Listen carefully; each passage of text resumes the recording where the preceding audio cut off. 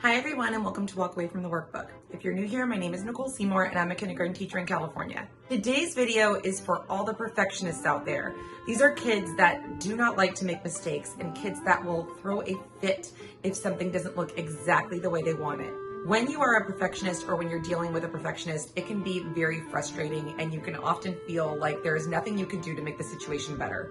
Today I'm going to show you some activities that you can do with children who you might label as perfectionists. And all you're going to need are some stickers, paper, and something to color with. Crayons, markers, colored pencils, doesn't really matter. Let's get started. As a kindergarten teacher, I have noticed that one of the things that hinders my students' abilities is often drawing. If they are unable to draw something exactly the way they think it should look, they shut down. They don't listen to what they're supposed to be learning, and instead they focus all their energy on drawing the perfect picture. One of the ways I use stickers and simple drawings to help encourage my students to focus on the learning is I give them stickers to take the place of an object that might be more challenging for them to draw. So in this example, we are doing the life cycle of a butterfly. There's an egg, a caterpillar, and a chrysalis first, which are fairly simple shapes for children to draw independently.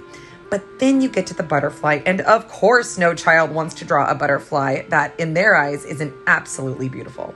So what I do is I give them butterfly stickers to choose from so that instead of focusing all of their attention on how to draw a butterfly, they are more focused on learning the science behind the life cycle of a butterfly.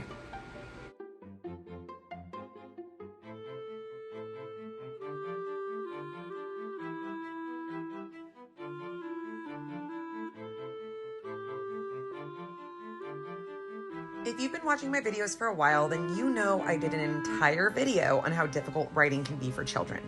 In regards to academics, writing is often the last thing to develop and is the hardest subject to strengthen in young children. Even kids who are avid readers will struggle with writing at some point because it takes several years before those two subjects of reading and writing will naturally intertwine in their minds. If you haven't watched my video, Writing is Hard, please make sure you go back and watch it so you understand why this next activity will help support young writers. What you are seeing right now is my son creating the setting for what is called a sticker story. Now, I can't claim credit for this brilliant idea, so I have to give a shout out to my teaching mentor, Joan Young, for always sharing such amazing activities with me when I was first starting out as an educator. If you work with young children, you know how much they love to tell you stories.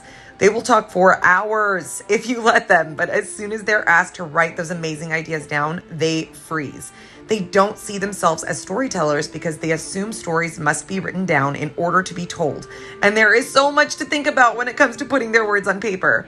That is where sticker stories will save you and them from a lot of frustration. Have your child think of a setting where they would like their story to take place. Choose some fun stickers to use as background illustrations or as the characters to their story.